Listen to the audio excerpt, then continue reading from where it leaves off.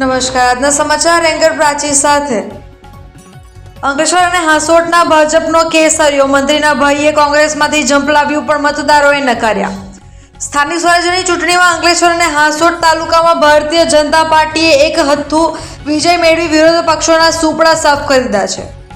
અંકલેશ્વર જિલ્લા પંચાયતની તમામ 6 બેઠકો પર ભાજપે કબજો જમાવ્યો છે, જ્યારે અંકલેશ્વર તાલુકા પંચાયતની 26 બેઠકોમાંથી ભાજપે 24 બેઠકો પર ભવ્ય વિજય મેળવ્યો છે. આ વિજયમાં 3 બેઠકો પર ભાજપના ઉમેદવારો બિનહરીફ વિજેતા થયા હતા, જ્યારે કોંગ્રેસ માત્ર 2 બેઠકો જીતવામાં સફળ રહી હતી.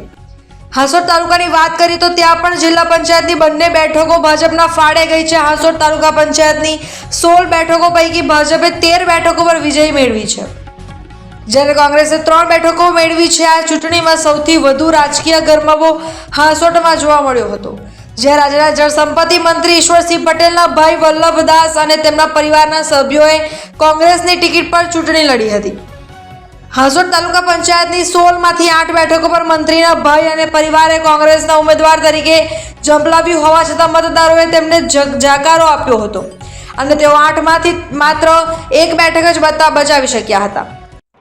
આમ મંત્રીના ભાઈ અને કોંગ્રેસના સાથ છતાં હાંસોટમાં ભાજપનો ગઢ એક બંધ રહ્યો હતો.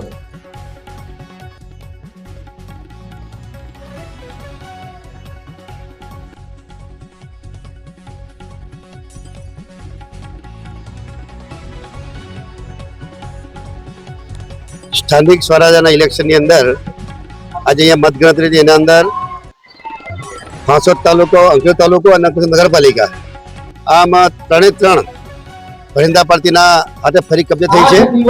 જે રીતે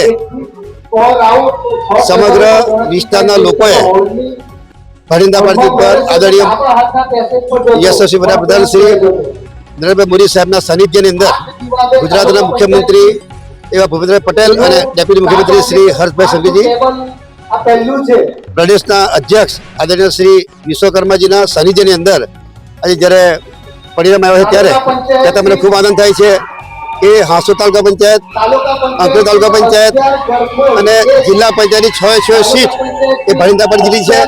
નગરપાલિકા પણ ભરિંદા પરથી જીત થઈ ત્યારે હું મારા તમામ મતદાર ભાઈઓને હું ખૂબ અભિનંદન પાઠવું છું. મારા મતદાર ભાઈઓનો તમામ કાર્યકર્તાઓને ફરીથી એમનો અભિનંદન પાછી આભાર માનું છું કે જે રીતે ભરિંદા પાર્ટીમાં વિશ્વાસ રાખીને જે પ્રકારે તમામ સીટો જે કબજે કરી છે બદલ સમગ્ર જનતાનો આભાર માનું છું.